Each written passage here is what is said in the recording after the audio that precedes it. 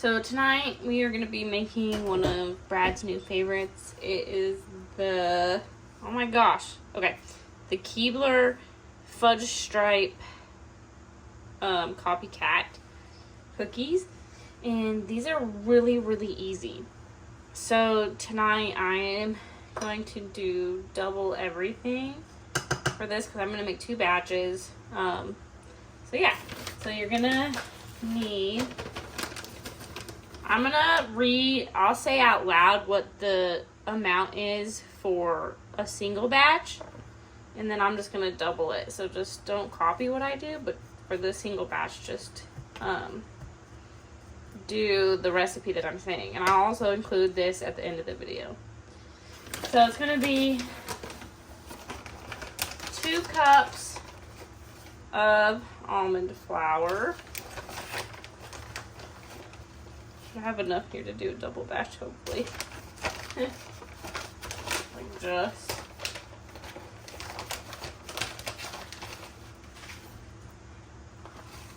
just enough.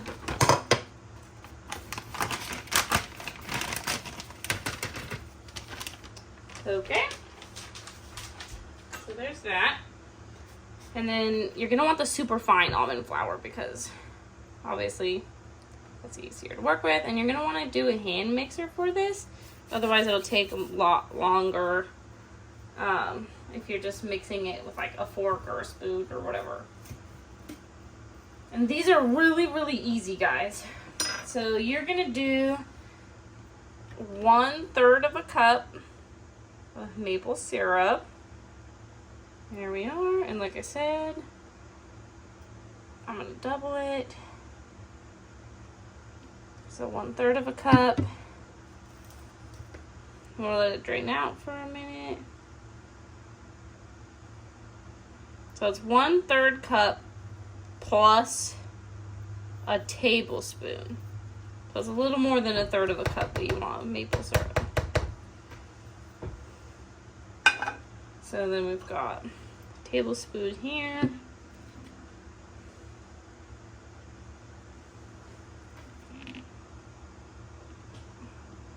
I'll do 2 tablespoons since I'm doing 2 batches.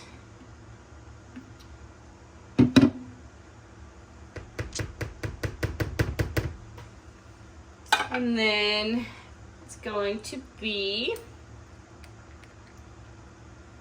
oh, got to open this because it's a brand new container.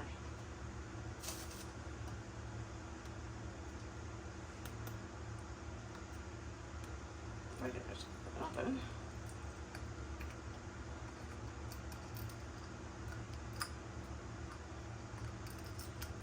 And you're gonna want real pure vanilla extract. It doesn't really matter which brand. Just make sure you get the one that's pure vanilla extract. You don't want the vanilla imitation or whatever it is. You don't want that. So it's 2 teaspoons. And this is optional in the recipe too. But I just feel like everything, like any sort of cookie is going to be better with vanilla in it. So I'm going to do 4 of those since I'm doing that. But the single batch calls for 2 teaspoons. And that's 1 teaspoon. And then what we're going to do... I'm gonna grab my hand mixer here. Actually, I gotta grab the other part for it. I left it in the cabinet. Gotta attach the pieces. No line that up, just like so. And then you're just gonna want your typical beaters for this.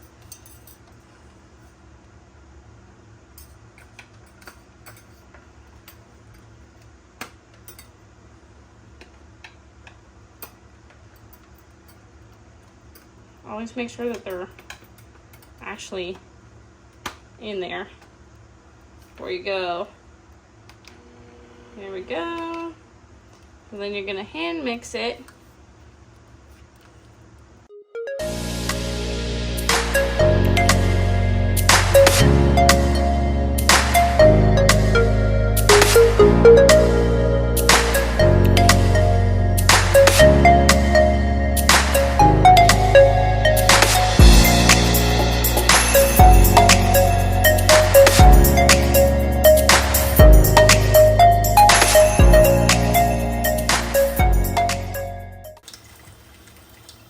Right.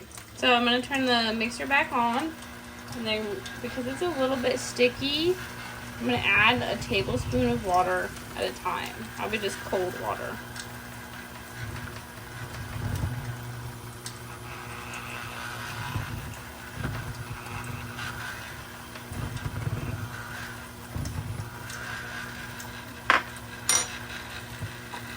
Like that. And it's gonna be a little sticky. In my opinion, it just turned out fine the last time I did it too. And honestly, this is the hardest part for me, is getting these cleaned out. I'm gonna go ahead and just set that aside. Then I'm going to get my handy dandy scraper. We are going to try and get this out of here as best as you can.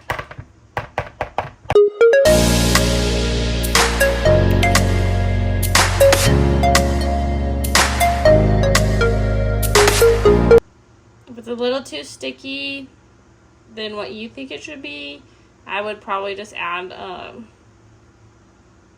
little bit more almond flour and then mix it in. I can't do that obviously because I just used the last of my almond flour. So this is what we get. So the next thing we're gonna do is try to scrape all this out of here. I'm gonna scrape it onto some parchment paper that you have set out. I'm gonna try to get it kind of like the best ball form as you can.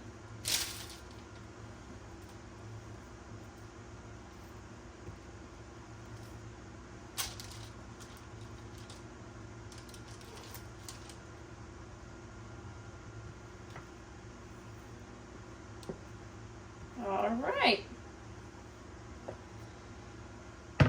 So with that said, scrape off any excess you have. And you can lick this dough too, you know, it's almond flour. It's not like you're eating raw, all-purpose flour. And so then what you're going to want to do with that is kind of, because it doesn't stick to the parchment too bad, what I like to do is grab all four corners of the paper and then kind of just gather it all at the top. And then you're going to want to kind of try to get it into a little ball, sort of, whatever best you could do. Something like that. And then you're going to put it in the freezer and let it cool for at least 20 minutes. Think it needs to cool a little bit longer, then leave it for longer than that. But yeah, so put it in the freezer and let it cool. Okay guys, so I've got my roll out of the freezer. I'm gonna go ahead and turn the oven on at this point, 350. And then what we're gonna want to do is kind of unwrap this. So some of it is gonna stick to the parchment paper regardless. That's just how it is. Trying to go like that and it'll maybe like stick off a bit too.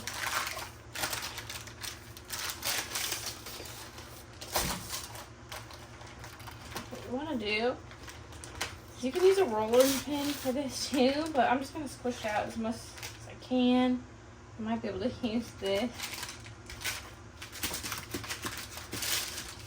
I don't have a rolling pin, so if you do, then that is your best bet. I'm going to pull these out.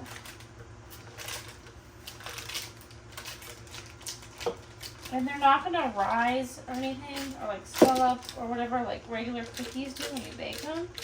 So just get them to the thickness that is going to work for you and your cookies. Just remember, if you make them thicker, then they might need longer in the oven. If you make them thinner, They might need less time in the oven. So, just make them to the thickness you want them to be, and then just adjust your baking time accordingly. As you can see, I'm getting a little bit of extra out here.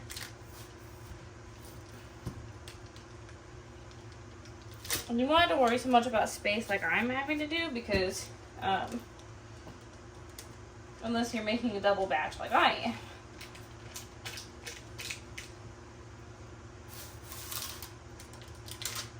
Just kind of why I'm having some technical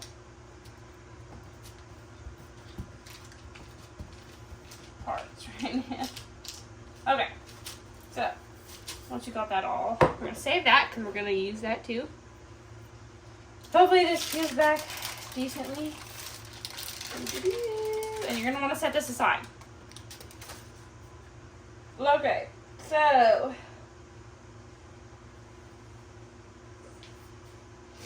what I'm going to do is I need to get my pans out. I'm probably going to need 2 pans just because I'm making 2 batches. Last time I only used 1 pan. This time I'll probably do 2. And you can use the same parchment paper as before. Not a big deal. And then you're going to want to use something of this mason jar size or similar. And you are just going to cut out your cookies.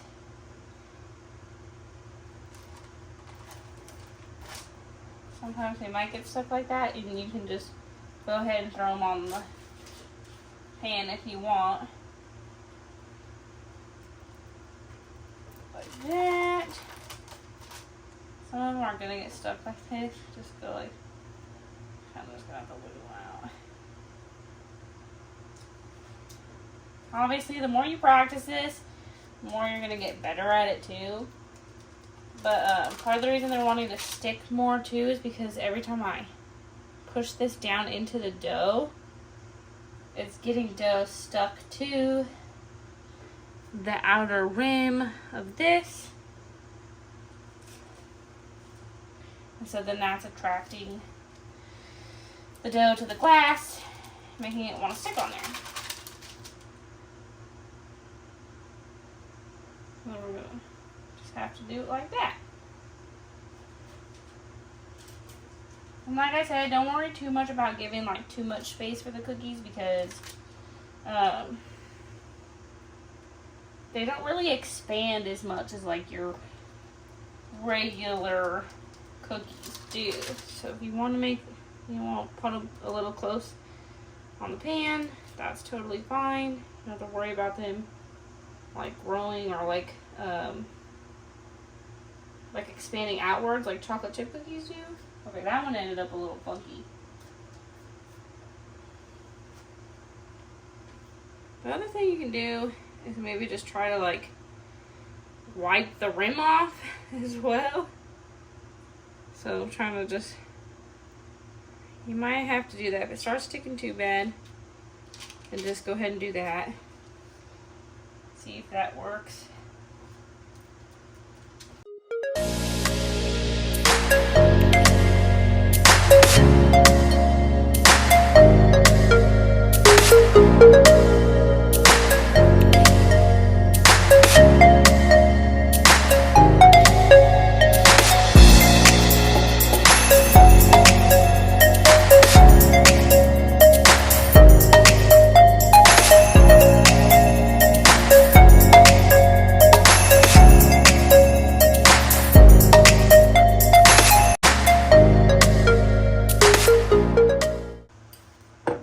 So if you're feeling like me and like maybe your dough's a little bit too sticky, a good idea might be just to put it in the fridge or the freezer for a little bit longer. So, oh Lord, don't do that. So what I'm going to do is actually take those off there. So I'm going to go ahead and put this over here. I'm going to let it cool in the freezer freezer for a little bit longer while I finish up the other cookie.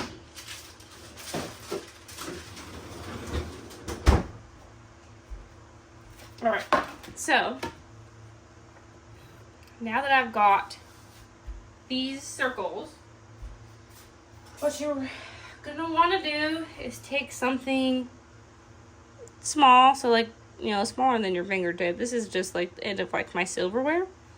And then what you're gonna want to do is just poke it in there and kind of just do like a little swirling motion. And this is the same thing. You're probably gonna have to clean the tip of whatever you're using off every cookie or every couple cookies, because it's gonna do the same thing and it's gonna get sticky. Did this last time. I did not have as much as an issue with cutting the cookies out like I did this time, but I did have this issue last time.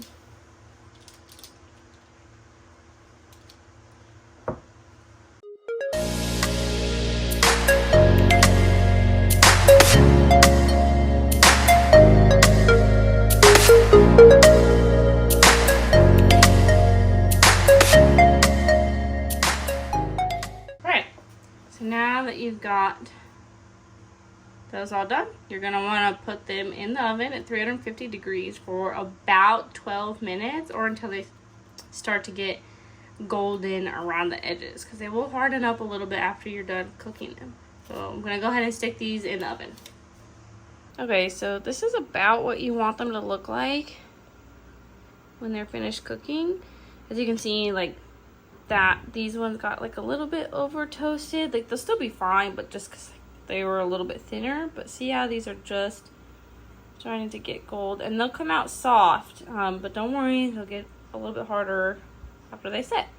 So yeah, I'm gonna let them cool completely and do the other batch of cookies, and then we will move on to the chocolate part when they are all done cooling. Okay. So the cookies are all cooled. We have our melted chocolate here. So then all we're gonna do is take your little cookie, and yes, you're gonna get it on your fingers, but that is just part of the dealio. I'm gonna, if you can see, dip it in there, kind of let it drip off a little bit, and then you're just gonna set it right back down on the parchment paper that you baked it on. And I'm going to do all these, and probably the next batch too.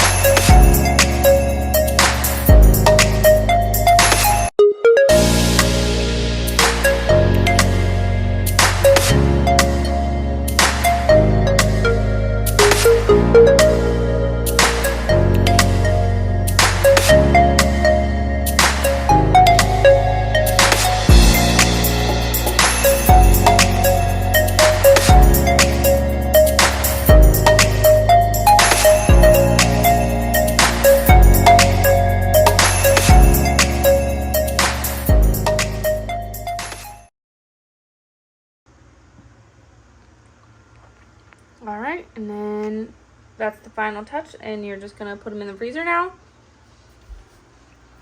Let them set, let the chocolate harden, and then after the chocolate hardens, you can put them in an airtight container and either store them in the fridge or the freezer. Enjoy!